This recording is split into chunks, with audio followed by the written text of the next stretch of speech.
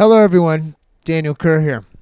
So I decided to do a video on breakbeats and breakcore and other types of hardcore. Not really so much, just whatever. You can apply this to any breaks, but some people on the ES2 groups and Electribe and Electribe Sampler groups on Facebook, they wanted to know if anybody had put together any good breaks. And since then, a lot of people have come forward and they said, oh, here's my breaks, and they were all really good. But I wanted to explore some of the techniques that you can use to get some good glitchy breaks on the Korg Electribe and Electribe 2 or sampler. I don't really know much about the E2, the Electribe. I think it was garbage. I bought it so that I could hack it. As you can see, I bought the sampler first, and when the hack was released, I thought, you know what? I'll get the Electribe 2 so that I can check out the new filter models and oscillators and this and that. And within a week, I was completely bored and decided to go back to the sampler. Now it's been on the sampler OS, and I haven't changed it. All right. Now, first thing that I noticed when trying to put together some breakcore or some glitch on the ES2 was that it is vastly inferior to the ESX. All right, the ESX has lots and lots of things that make it suitable for breakcore. One of the things is that it has a real arpeggiator that I love, and I love the arpeggiator. It's really good for triggering samples, and it also has the ability to micro edit every parameter in motion sequencing.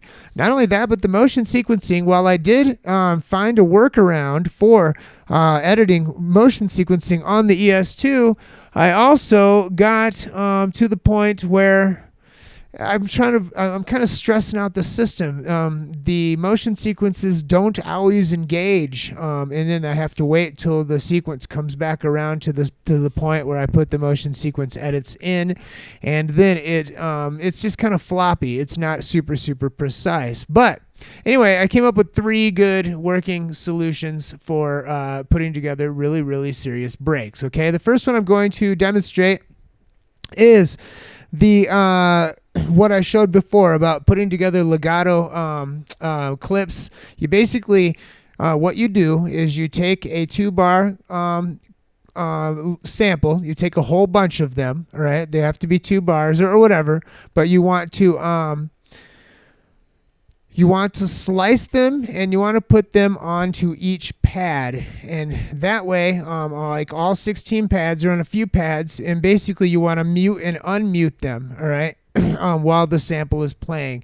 And because they're sliced, they will pick up in the sequence where the other one left off, and they won't trigger right from the beginning. So that has a really sweet effect.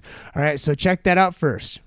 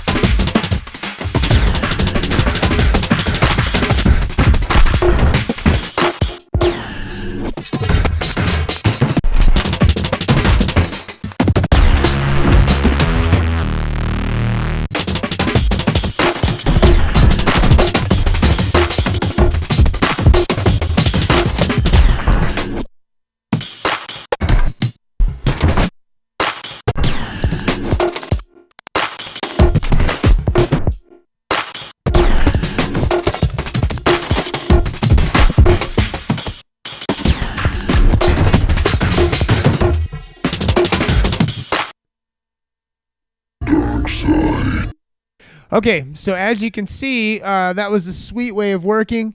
There's lots and lots of different variations that you can do, and it's nice to be able to go and just be able to trigger within one pattern, up to 16 different drum loops. It really kind of makes up for the 4-bar limitation, but it's a lot of work. But the results are pretty sweet. Okay, so the next thing, the next technique is basically to use the pattern set feature. If you want to know how to use the pattern set feature, I'm going to show it to you right now. Kind of. I'm going to explain it to you, but you can look in the manual. You basically, what I did here is I took a bunch of like 1-bar speedcore loops, and I took 8 of them, and I put them on 8 pads. All right. Actually, I didn't put them on 8 pads. I pattern set the different patterns to 8 pads. That way I can trigger one after the other, after the other, after the other in pattern set mode, and I can just bounce back and forth. So that's another sweet technique. Here, check it out.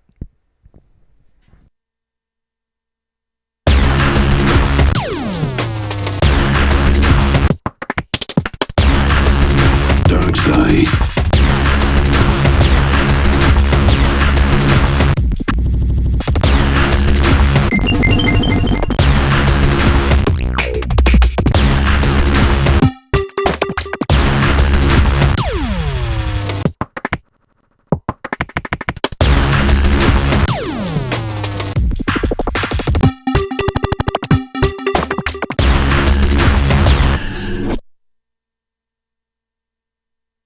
All right, now we're getting somewhere, right? Between those two techniques, you've got a powerful arsenal already, okay? This third technique that I'm going to show you is kind of, it's similar to what I do with the ESX as far as using the arpeggiator to juggle, okay?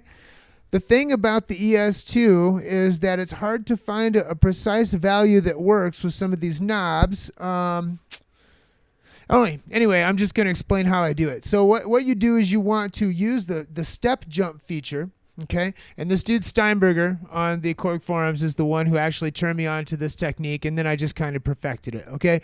So what you want to do is you want to go to the step jump feature. You want to go to the spot in the 4 bars or 2 bars or however long your sequence is, your pattern is, and you want to go to that step. You want to hold it down. And you want to hit the play button, and what that causes is that single step to loop, right, over and over. And what you want to do is you want to turn the value until it's 1 increment away. It doesn't matter if you're doing the filter, doesn't matter if you're doing the resonance, it doesn't matter if you're doing the oscillator, which is basically sample start. All right, it doesn't matter what parameter you're using. What you want to do is you want to make sure that when you get to 1 increment away from your target increment, that you hit the record button and then move the knob to that increment, and it'll immediately stop recording. And that parameter for that knob for that step will be set. Okay, so what I did is I have 4 breakbeats. All right, these are long breakbeats. They're glitched. They sound amazing. They're sweet. I made them in Ableton Live. And what I did is I put them onto 4 pads. Okay, now these are longer 4-bar loops, and they are not. They're longer 4-bar loops, and they're not sliced, so they're not set to the BPMs, okay? That's important for this technique, okay? So what I did is at the very first step of each one, I made sure that I motion sequenced in that the sample start goes right back to the beginning, okay? And what I did was I also made sure that at the start of every other bar the pitch goes back to 0. Okay, and I also made sure that the low pass filter goes back to the cutoff goes back to 127, and that the resonance goes back to 0, and that modulation depth also goes back to 0. Okay, what that allows me to do is it allows me to mangle these breakbeats, and allows me to use the gate ARP, right, which is a piece of garbage, but it allows me to use that piece of garbage to stutter and trigger these loops from any location within the loop, and then every other bar it'll drop back to 0. Basically, it snaps back to normal. Anybody who's followed my ESX tutorials, they know this technique from the ESX. And what this is it's kind of like taking that prized technique that I developed for the ESX and kind of encasing it into some sort of a crusty turd, and then trying to do the same thing on the ES2. Yeah, there's really no comparison between the two machines for in this respect. Nonetheless, I did find a pretty sweet workaround. Okay, check this out.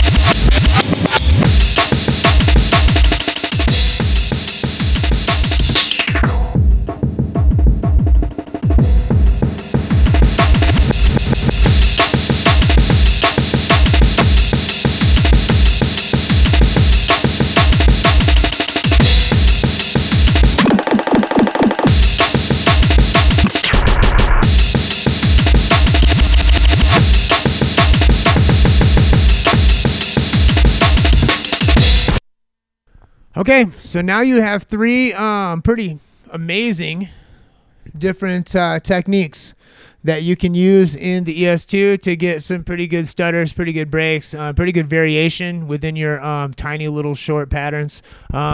Pretty good way to work around the absolutely unnecessary and ridiculous 4-bar limitation. Anyway, there's a sample set. I just zipped up 100 breaks for you, and they're on eBay for $3.33, and you can check out that listing in the description. I also zipped up all of the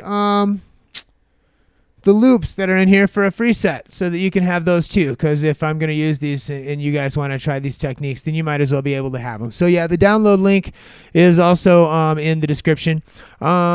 You can check out some music of mine at soundcloud.com/SnowMetal, Facebook.com/SnowMetal to keep up on different news and whatnot.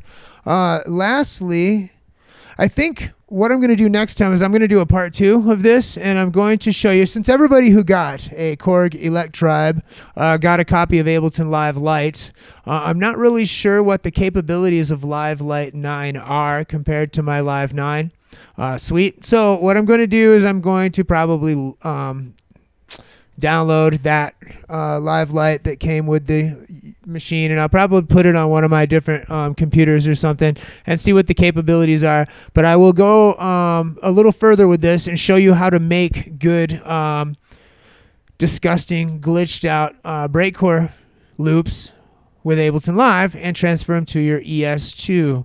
Anyway, I hope everybody's having a great day, and man, if you guys have been up snowboarding, hit me up, tell me about it, because I love to hear about that kind of thing. And I love you guys, and I'll talk to you soon.